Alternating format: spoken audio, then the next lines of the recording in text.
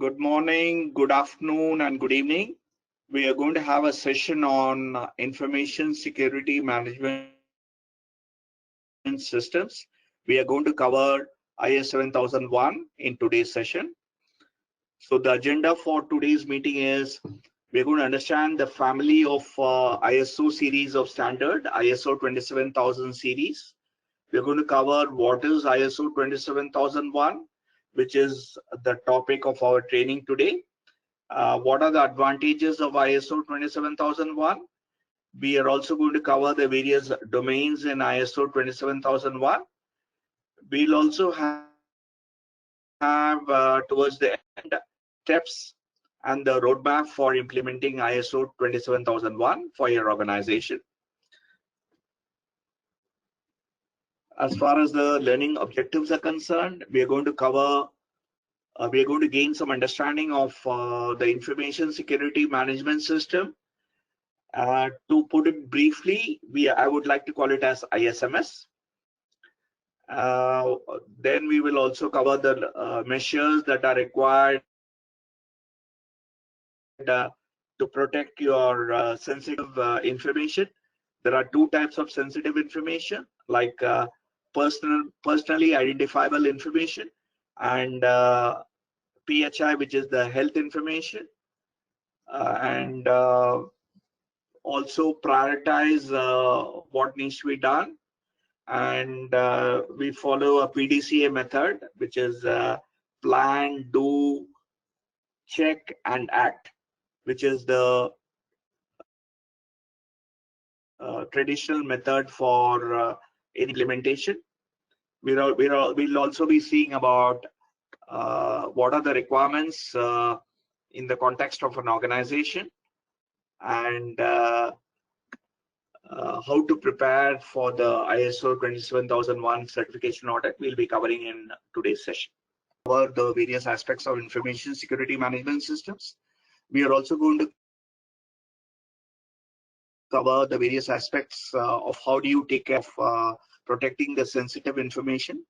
In the case of bank, we have PII, which is the personally identifiable information, such as the cardholder details, such as cardholder number, the expiry date, the CVC or CVV, and also other information like Aadhaar number, PAN number, social security number, account details. These are all PII information. We also need to protect the PHI, which is the protected health information, which are very important from a medical point of view. And we'll also be prioritizing what needs to be done. We'll be following the PDCA method for implementing a project, which is the traditional method of implementing a project. It involves plan, do, check, and act. So basically, we'll be planning, implementing, managing, monitoring, and maintaining a information security management system, in short, ISMS. And we'll be covering how to interpret the requirements as far as the organization is concerned, and how to prepare for an ISO 27001 certification audit. We will be covering these aspects. So coming to information security, so these are the family of various standards of ISO 27001. ISO 27000 covers the overview and has a vocabulary. 27001 is basically the information security management systems. It covers the requirements. ISO 27002 is also information security management system, but focuses on the code of practice. ISO 27003 is also ISMS, but it gives the implementation guidance. ISO 27004, actually the information security management. It covers the monitoring, measurement, analysis, and evaluation. And 27005 is the information security risk management.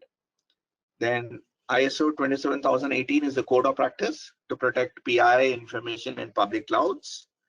27,031 is for how do you ensure uh, the business continuity. So it covers the guidelines for information and communication technology. 27,032 covers the guidelines for cybersecurity. So these 9 standards are the family of ISO 27,000 standards. Now, first and foremost, you need to know what is information. So information is nothing but discrete measurement of data which are facts provided or learned about something or someone. So it has value. Information has got value, and there are various forms of information. Some are tangible, some are intangible. The tangible ones are something that we normally print, uh, something which is like a guideline or a policy or a procedure. Uh, could be an application form, it could be a brochure, even whatever we scribble on a sticky note as preparation, as class notes can also be tangible information. Then we have plastic cards like credit card, PAN card, Aadhaar card. These are all tangible information. Intangible is something where you don't print, only the soft copy is maintained, or it is in memory, stored in cloud. Anything which is in any format, could be a Word, PPT, could be a PDF or a picture format, or even a document without an extension. That is also intangible. Then source code for various applications, database. Then even the information stored in the memory is also intangible. So there are 3 main aspects of information security. First is, we call it as the CI Triad.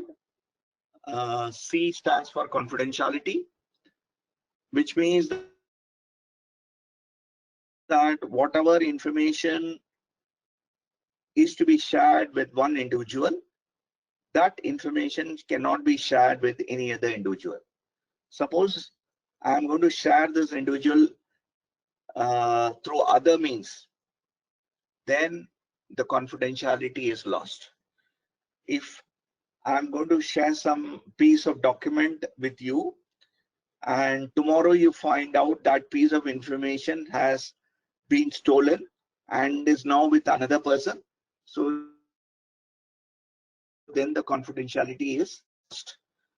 Integrity is the information which is there is sacrosanct and it cannot be modified, changed, or deleted without any permission.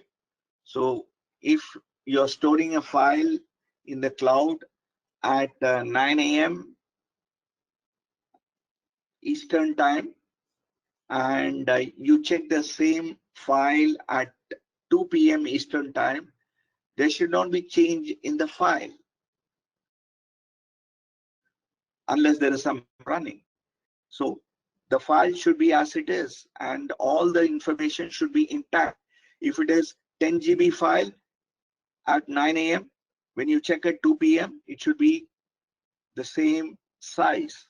There cannot be any change, no new letter even can be introduced. So that is integrity. Availability is, most of the software, hardware have to work 24/7. So the availability has to be 100%. Like network, for example, has to operate at 100%. In some cases, we do allow 99.999%. But it is important that we have a robust system that works for 100% availability. And there are other things like authenticating. Nowadays, you're authenticating your accounts when you're going to HDFC Bank. You have to first authenticate that you are the right person. So you get an OTP on your mobile. You have to authenticate yourself. Authorize is when you sign a check, you authorize it. The authorized holder only can sign the check. Okay, only the authorized signatories can sign the check. Auditing is actually reviewing whatever has happened, and you should have proper traceability. Non-repudiation, that you should be able to identify if there are any changes done to the document. You should be able to trace back. You should be able to maintain a proper version control. So we talked about CIA is one of the fundamental pillars. So confidentiality ensures that information is accessible only to the authorized person. Integrity means that data and information can be trusted. So normally we do encryption, or by hashing algorithms, we ensure integrity so that no one else can modify or amend it or even delete it. Availability is through proper configuration and implementing redundancy in the infrastructure so that you have 100% availability or even 99.99% availability. Authentication is the process of validating the identity of the registered user before allowing access to the protected resource. Like when you're going to open your online account and you're putting the credentials, at that time you get an OTP on your mobile. So that means there is a second level of authentication which is being done by you to authenticate the account. Authorization is basically process of validating that the authenticated user has been granted permission to access the requested resource. Like uh, when you're running an office and it is protected by biometric access, you normally do not allow a visitor to enter the facility. So he will not be authorized to enter the facility because he will not be having the access card reader, and he will not be authorized to use any third party's access card reader. So it is very clear that without proper authorization, you cannot enter the secure facility. And auditing is basically an assurance that anyone will be evaluated on his or her performance or behavior relating to something for which they are responsible. So we do auditing and check whether whatever was to be done, was it really done or not done? If was it partially done or was it fully done, or was it not at all done? So you'll be doing this as part of your auditing. Non-repudiation is basically the is the assurance that someone cannot deny something. So if there is an email which has been sent and sender cannot deny that he has sent the message, and the recipient cannot deny having received it. Okay.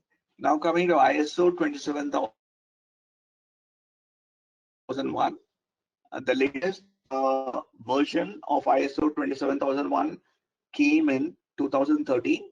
That is why you're finding next to ISO 27001, you're also finding the year, the last year when the standard got revised. So ISO 27001 is actually the standard for establishing an information security management system, how to design an information security management system, how to develop the policies, how to develop the procedures, how to deploy it, how to maintain it, how to ensure that there is a continual improvement in information security will all be part of ISMS. ISMS is implementation is a strategic decision by the senior management, and you have to design your business and security objectives. your risks and control requirements, and what are the processes for which you want to deploy ISO 27001. So you need to build the complete framework for ISO 27001 involving the people, processes, and technology.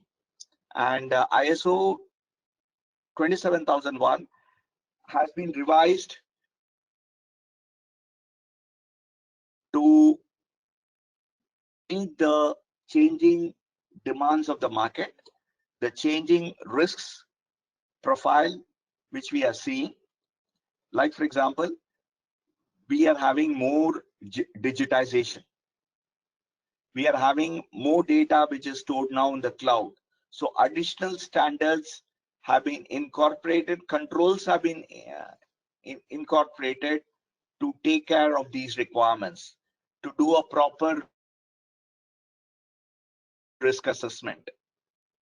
So these are continual changes which are done on the standard, and ISO 27001 can be assessed formally, and it can also be certified.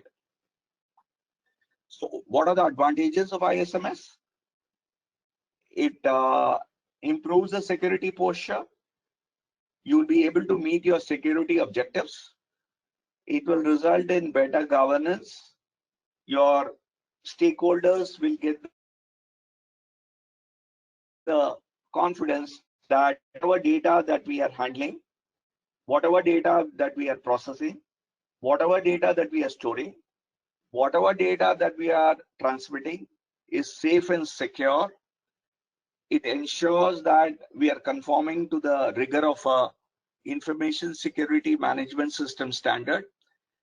It also reduces the cost of breaches and make sure that overall there is a cost reduction, and it also improves the brand and it will aid in marketing. So but before implementing ISMS, we have to define the scope. So in this, we have to talk about the nature of the business, the organization, location, what are the information assets and technologies. If there are any exceptions, you have to note it down. And there is a statement of applicability, and wherein you document the various requirements and say that these are applicable. If something is not applicable, and it should be justified and documented in the statement of applicability. The auditors will check this documentation. This is a very important piece of information. We have to do an inventory of all assets. What type of assets we have? Is it software, hardware?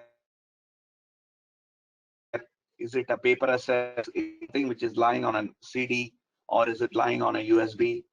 Is it a piece of software, or is it just a hardware, or is it a paper in a file? We have to be clear what format it is there. Is it tangible, intangible? What location is it available? Is the backup available? The license, we should have genuine license if we are running software, and we should also be aware about the business in terms of what processes depend on the asset. We'll now talk about risk management. Risk, as the term indicates, is actually something to do with uncertainty. So basically, a situation wherein you're exposed to some danger or a contingency. So could be a disaster too. So basically, risk management is a process wherein you identify and control the risks which organization faces. And risk management covers all the facets of the business, the sales, the operations, the technology, the infrastructure, human resources. It covers all the facets. It covers finance too.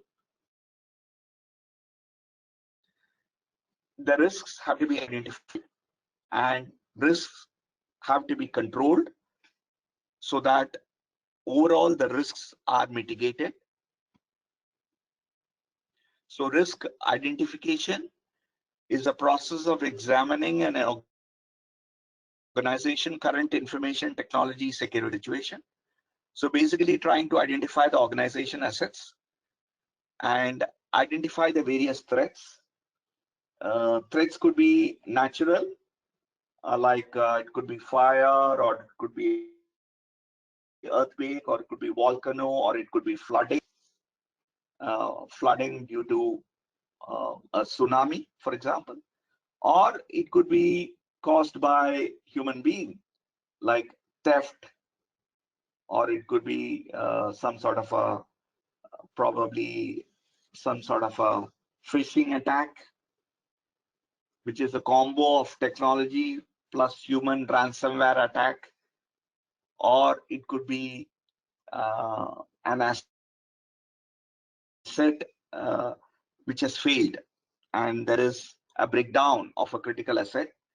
Like, for example, the power has gone or your AC inside the server room has gone, has there is a breakdown and AC is not available for 3 hours.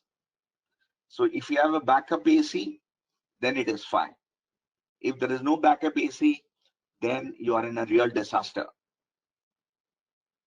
Similarly, if you have got some equipment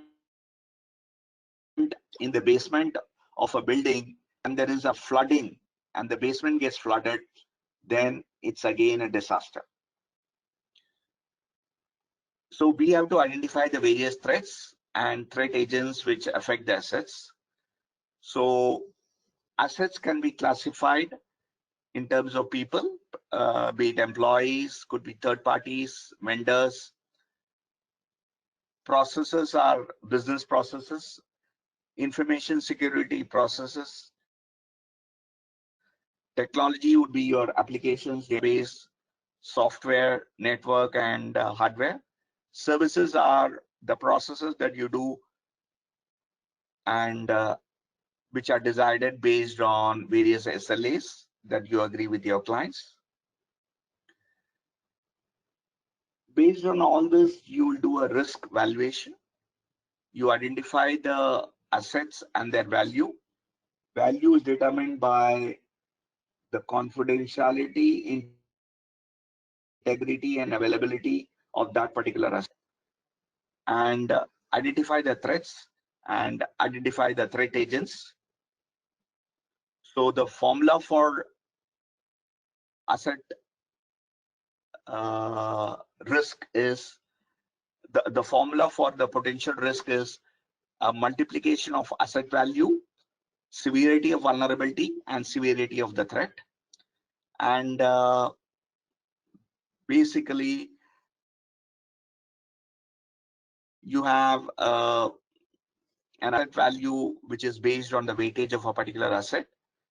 So suppose you are giving a weightage of C, I, and A, one each. So if something is 3, that means that it's very high, 2 is medium, and 1 is low. So each of these factors, C, I, A, can be graded on a point of 1 to 3. So the value is a combination of C plus I plus A, and then severity is on a scale of 1 to 3. The severity of vulnerability. Basically, the severity is based on the susceptibility or flaw based on which the attacker is able to exploit the flaw. And if you do not have proper controls, then you'll be able to easily overcome the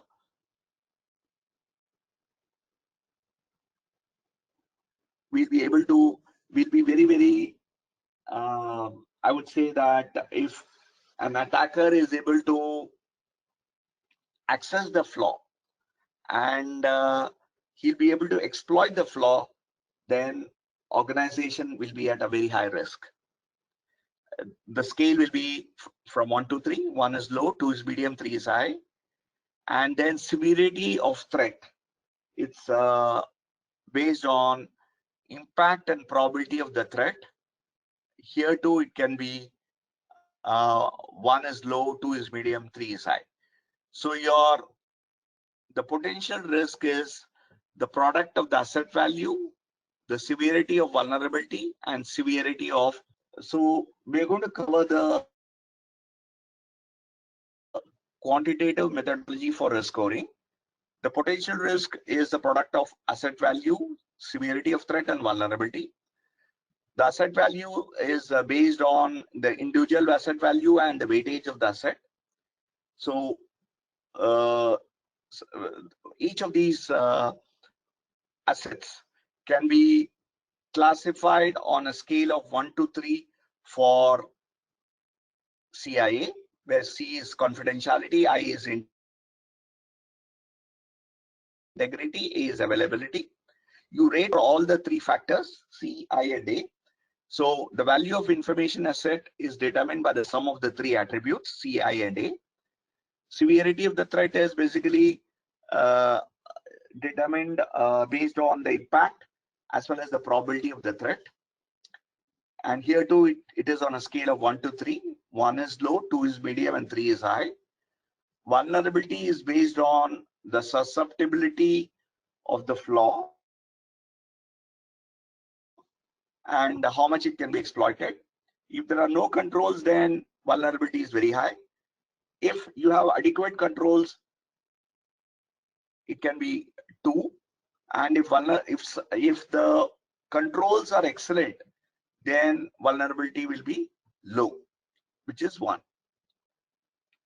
So to calculate, for example, the impact and likelihood, how to calculate the severity of threat. If the I said it is a product of impact and probability. So if likelihood of exposure is high and impact is high, then it is HH.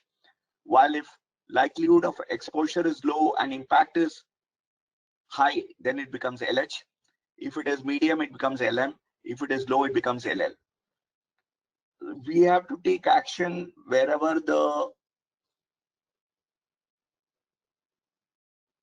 value is HH. We have to take immediate action. If it is HM, MH, HL, or LH, it is high. If it is MM, ML, or LM, it is medium. And if it is LL, it is low.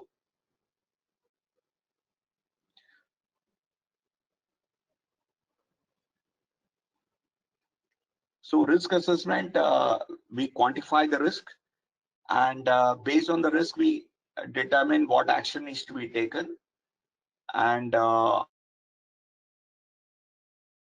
what controls we need to deploy. So there is a risk treatment plan, which is based on the risk assessment. We identify the appropriate management action. We also identify the resources and responsibilities for dealing with the various risks. And it is also in short form called as RTP. And whatever risks are residual after taking the action have to be signed off by the management. We can never have zero risk. There'll be some risk left, and that needs to be signed off. And even if that risk is not acceptable, then we have to revisit the process and look at the controls again. So the risk mitigation plan involves updating policies and procedures, deploying additional controls, or doing a risk transfer by doing insurance or by taking an insurance policy or out or delegating the jobs to somebody else. So session 3 is on the various aspects of 27001. So 27001 has 114 controls in 14 domains and 35 control categories. All the 114 controls are important, and you cannot take a deviation on any control. So at a high level, you have the security domains followed by the control domains and then the controls. The security domains are 14, control domains are 35, and controls are 114. Security domains is a high level security topic like access control. The control domain is basically the subtopics, like it covers who is authorized to enter the floor. So there should be some authorization by the manager before allowing entrance.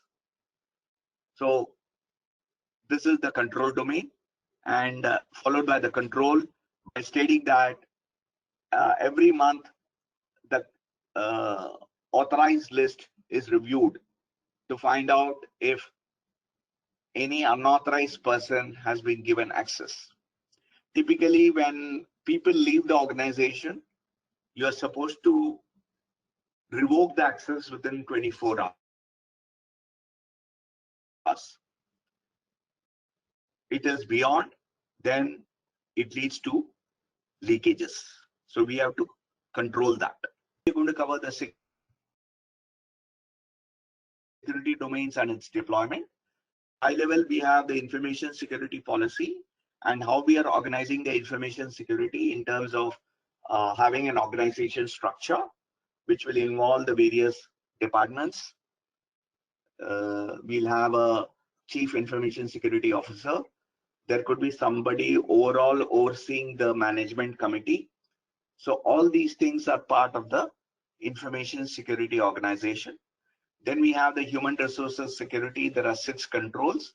So how do you recruit people? What is the basis of recruiting? What type of background verification you do? How do you provide training to the resources? How do you make sure that there is a proper code of conduct for all the employees? So all these are covered here. Then in asset management, there are 10 controls.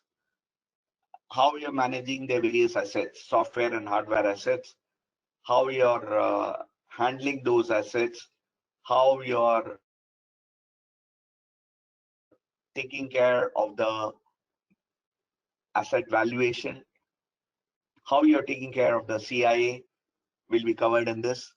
Access control is basically how we are allowing accesses to various critical areas holding sensitive information. Could be uh, a server room, a data center, could be your operations area. So how we are providing accesses, who's authorizing them, do you prevent tailgating, do you have controls which if a person leaves the organization, his accesses are revoked within 24 hours. So these are the controls that you will deploy. Similarly, cryptography deals with what type of encryption you are following, then what type of physical and environmental security you follow, covers your what type of security mechanism you have at the perimeter. Do you have guards? Do you have a boundary wall? How do you do you do any type of frisking? Do you ensure that there is surveillance? How do you ensure that you're monitoring what people are doing? Do you have 24/7 surveillance by cameras? So these are 15 controls. Then operation security, there are 14 controls, how you are taking care of security within operations. How you are taking care of security in communications, there are 7 controls. Basically, when you are sending emails, for example, how are you deploying proper transport security? Are you ensuring that there is proper encryption? Is there a two-factor authentication when you're deploying, for example, Office 365? How you're doing system acquisition, development, and maintenance? Whenever a change is happening in the system, how are you handling this? Is there a proper maker checker while the changes are being evaluated? is the person authorizing the change different from the person who's requesting the change? Are the changes being monitored and feedback sought from the end user? So all these things will be there. Supplier relationships, how we are doing, how we are outsourcing your work, have you defined SLAs with your subcontractors, have you signed NDAs with your subcontractors, have you ensured that the information security policies and controls are known to your contractors? Then information security incident management, there are 7 controls wherein we talk about what will happen if there is an incident. Somebody bringing a phone, mobile phone inside an area where credit cards are being processed. It's a strict no-no. So any violation of security should be treated very with severe repercussions, and there should be some action plan for all these incidents. Some incidents are caused by human error, some are caused by wanton behavior. So the human firewall has to be protected. And if the human firewall is compromised, then there are incidents. So how do you take care of these incidents? You have to do a proper root cause analysis and act upon those incidents so that the incidents are nipped in the bud and they do not repeat. So incidents which are high severity or incidents which are repeating on and off have to be investigated. A root cause analysis has to be done and necessary countermeasures taken so that the incidents do not recur again. Then we will also cover business continuity management. There are 4 controls. What do you do when there is a disaster? And what are the critical objectives in terms of RTO, RPO? Do you have a cold site or do you have a hot site? All these things will be covered in business continuity management. And then we talked about audit. So the last section deals with compliance, and there are 8 controls which deals with the regulatory requirements and other uh, mandatory requirements as far as the business is concerned, which could be either coming from the client, or it could be coming internally, or it could be through some third party. There are these security domains are governed by the policies, which is the management intent, and the how part is governed by the ISMS procedures and implementation through proper ISMS formats and templates. So these are the various 14 control domains. The last section which you're going to deal is about the challenges, experience sharing. So implementation program, there should be a proper method of planning it, doing this, executing it, and reviewing it. If there are any gaps, correcting it, do a course correction and act upon it. The training is very important because nowadays you have various type of attacks which are targeted at the individual. These are called as social engineering attacks, and security training is very important. So you should have a proper documentation which covers the ISMS policy, objectives, the scope, the procedures, your risk assessment methodology, the risk treatment plan, your various records, your what's the scope and statement of applicability are equally important. Then you should do the review, the organization ISMS at least once a year, and there should be opportunities for improvement, and the review should be documented and maintained. And these are part of the check phase of the PDCA cycle, and any corrective actions must be managed accordingly. So your certification audit checks your policy objectives, your audit results, how you're monitoring the various incidents, your corrective actions, and management review.